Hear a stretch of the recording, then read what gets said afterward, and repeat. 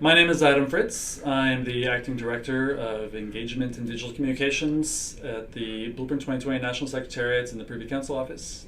And here's my story.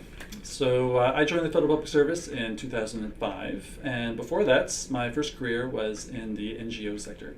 So for 5 years, I worked in 4 different countries in various environmental NGOs. And the reason I joined the Federal Public Service was the same reason I joined the NGO sector, is because it sounds kind of corny, but I want to make the world a better place. So these are the values that ring true to me, and I feel like you can do this in the Federal Public Service equally as well as you can in the NGO sector. So when I joined the public service, I found that the skills I was using in the NGO sector were the same that I could really be effective in doing my job here. Things like mobilizing people and collaborating and bringing people together to engage on issues and finding creative solutions and just having fun, really. The big difference is that I didn't really find that the public service was pushing me or expecting me to use these skills. So whereas in the NGO sector, that's just how you did things, because you had to be really resourceful and find interesting ways to solve problems with a little bit of influence. It wasn't quite the same here in the Federal Public Service. So it didn't stop me though. It just felt kind of subversive, I guess, in terms of whether I was supposed to be doing these things or not. But I kind of like being subversive, so I just went with it. So before I came here in the PCO, I worked for Environment Canada for 10 years. And regardless of what I was doing, whether it was work on stakeholder issues or northern issues or Aboriginal issues, I felt my job was to bring people together to engage on and better understand issues and to come up with creative solutions together.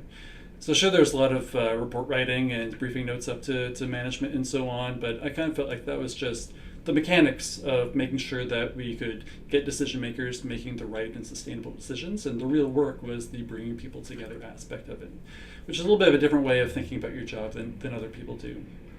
So when Blueprint 2020 came around, I was kind of naturally gravitated towards it, because they were saying all the things that I was saying and doing already. So they were talking about engagement and employee engagement, how important that was, but creativity and the need to be agile and work as a whole of government and not our little departmental kind of stovepipes, as they say. And so I saw to see the clerk and deputy ministers reach out and say that this is what we expect public servants to do, made me feel like I didn't have to be subversive anymore, that they're actually saying, those of you doing this already, you are the leaders, regardless of where you are, what level you are in public service, and we need and expect you to actually use these skills and show the way, because that's how the public service of the future should be.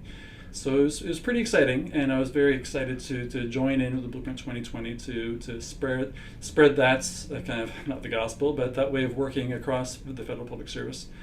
Because I truly believe that the biggest untapped resource we have is to actually unleash the abilities of the highly educated and very passionate public servants we have across the country, all 260,000 of us. Because all too often we're kind of put in a box.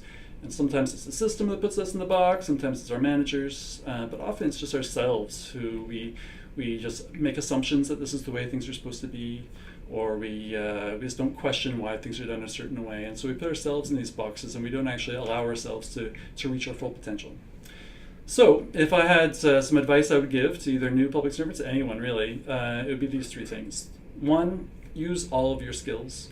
Don't just let yourself be put in a box. I know people who are cooks, who are jugglers, puppeteers, facilitators.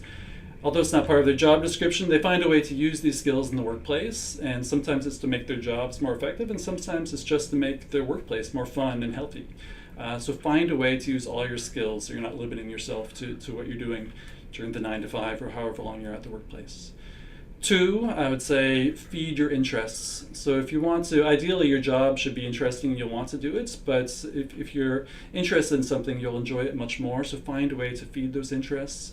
There's so many people around you can learn from, so go out for coffee conversations with them.